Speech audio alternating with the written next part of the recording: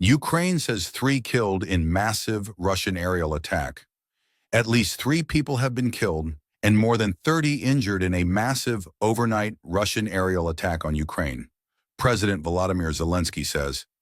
He says regions across the country were targeted as part of a deliberate strategy to intimidate civilians and destroy our infrastructure, with one direct missile hit reported on a residential building.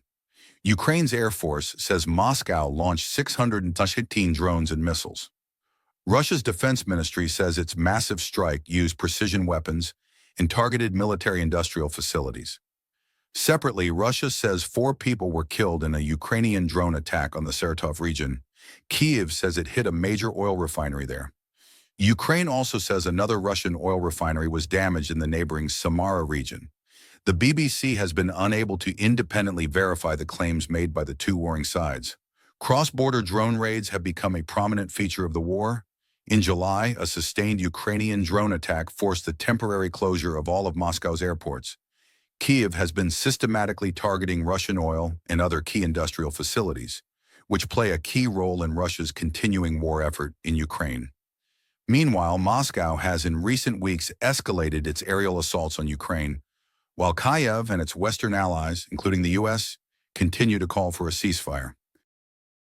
Earlier this month, the main government building was hit in Ukraine's capital Kyiv by what Ukraine said was a Russian Iskander cruise missile.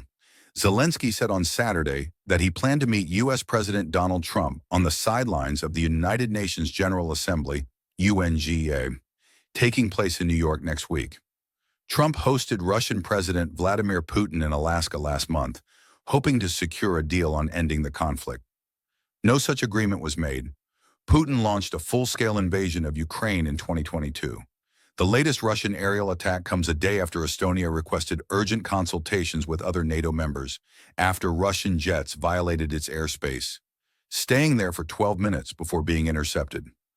Russia denied violating Estonian airspace. Tensions have been escalating recently after Poland and Romania, both NATO members, said Russian drones breached their airspace earlier this month. Belarus and Russia's show of firepower appears to be a message to Europe.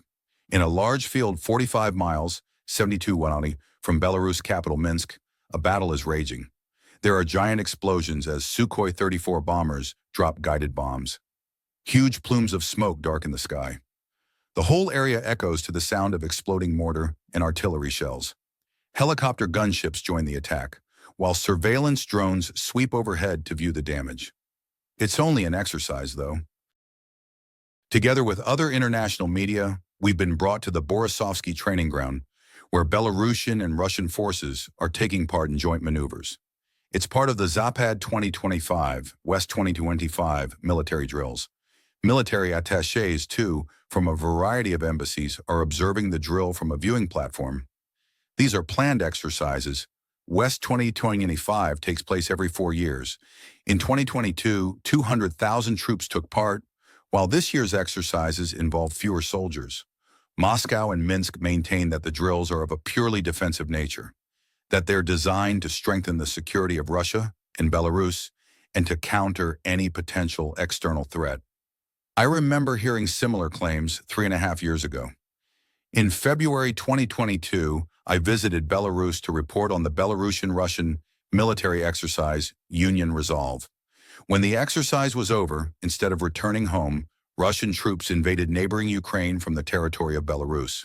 This time, Belarus insists it has nothing to hide. Representatives of 23 states, including the U.S., Turkey, and Hungary, watched the military exercise.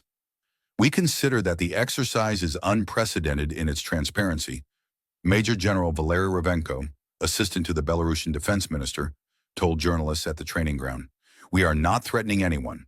We are for constructive and pragmatic dialogue." Clearly, Polish Prime Minister Donald Tusk isn't convinced. He had dubbed the West 2025 drills very aggressive. Poland shut its border with Belarus ahead of the exercises, prompting an angry response from Minsk. West 2025 coincides with a period of heightened tension in the Eastern European region. To the south, Russia shows no sign of ending its war on Ukraine. Last week, Poland accused Russia of intentionally violating its airspace with a Russian drone incursion. NATO scrambled fighter jets to shoot down some of the drones. Moscow responded by claiming that it hadn't planned to engage targets on Polish territory. Yesterday, Romania revealed that a Russian drone had breached its airspace too. In Europe, there is widespread concern that such drone incursions are no accident, but a Russian strategy to test the unity and resolve of European leaders and of the NATO alliance. Both Russia and Belarus have made efforts recently to improve ties with Washington and to construct a relationship with the Trump administration. But in the case of both Moscow and Minsk, relations with Europe remain strained. The decision by the Belarusian authorities to invite international media to the West 2025 exercise can be seen two ways. First, as an attempt at transparency. That's certainly how Minsk is portraying it.